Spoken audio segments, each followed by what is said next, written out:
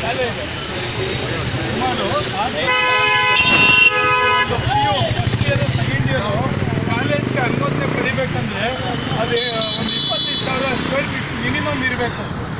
ಆ ಥರ ಅನುಮೋದನೆ ಪಡಿಬೇಕು. 25,000 ಸ್ಕ್ವೇರ್ ಫೀಟ್ ಇರಬೇಕು. ಇವ್ರೇನು ಮಾಡ್ತಾರೆ, ಅವ್ರ ಜೊತೆ ಶಾಮೀಲಾಗಿ 5,000 ಸ್ಕ್ವೇರ್ ಫೀಟು ಅಥವಾ ಮನೆಗಳಲ್ಲಿ ಶಾಲೆ ಕಾಲೇಜುಗಳನ್ನ ನಡೆಸಲಿಕ್ಕೆ ಇವರು ಪರ್ಮಿಷನ್ ಕೊಡ್ತಾರೆ. ಆಮೇಲೆ ಇದು ಇವತ್ತು ಕರ್ನಾಟಕ ರಾಜ್ಯ ಸರ್ಕಾರ ಏನು ಇವತ್ತು ಘೋಷಣೆ ಮಾಡಿದೆ, ಇವತ್ತು ಖಾಸಗಿ ಶಾಲೆ ಕಾಲೇಜುಗಳಿಗೆ 2,540 ರೂಪಾಯಿ ಇವತ್ತು ಫೀಸು ತೊಗೊಬೇಕು ಅಂತ ಇವತ್ತು ನಮ್ಮ ವೆಬ್ಸೈಟಲ್ಲಿ ಬಿಟ್ಟಿರೋದು. ಇವತ್ತು ಕಾನೂನು ಮಾಡಿರೋದು ಅದೇನೆ. ಇವತ್ತು ಇವ್ರೇನು ಮಾಡ್ತಾ ಇದ್ದಾರೆ, ಇನ್ಫ್ರಾಸ್ಟ್ರಕ್ಚರ್ ಅನ್ನೋ ಹೆಸರಲ್ಲಿ ಲಕ್ಷಾಂತರ ರೂಪಾಯಿ ಲೂಟಿ ಮಾಡ್ತಾ ಇದ್ದಾರೆ.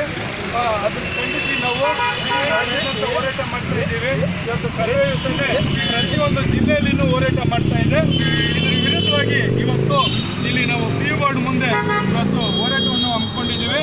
ಇದೇ ರೀತಿ ಮುಂದುವರೆದರೆ ಮುಂದಿನ ದಿನಗಳಲ್ಲಿ ಉಗ್ರವಾದ ಹೋರಾಟವನ್ನು ಕರವೇ ಸಂಘ ಮುಂದಿನ ದಿನಗಳಲ್ಲಿ ಮಾಡುತ್ತೆ ಅನ್ನೋದನ್ನು ನಾನು ಎಚ್ಚರಿಕೆ ಕೊಡುವಂಥ ಮೂಲಕವಾಗಿ ಇವತ್ತು ಮನವಿ ಕೊಡುವಂಥ ಕೆಲಸ ಮಾಡ್ತಾ ಇದ್ದೀವಿ.